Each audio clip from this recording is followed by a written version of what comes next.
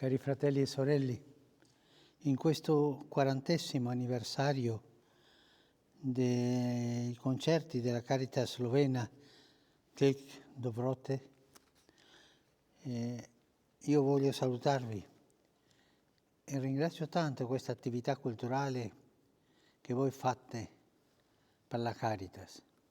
Grazie tante, 40 anni, ci vuole pazienza per andare avanti così.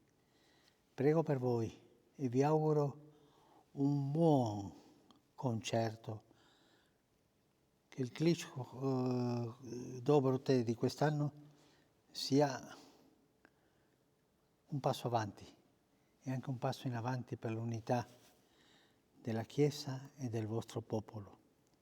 Dove non c'è unità, cari fratelli e sorelle, non è lo Spirito del Signore.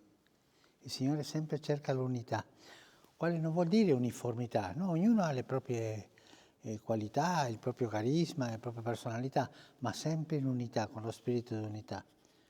Non dovremmo essere settari uno contro l'altro, non dovremmo essere persone di partiti, no? Uni.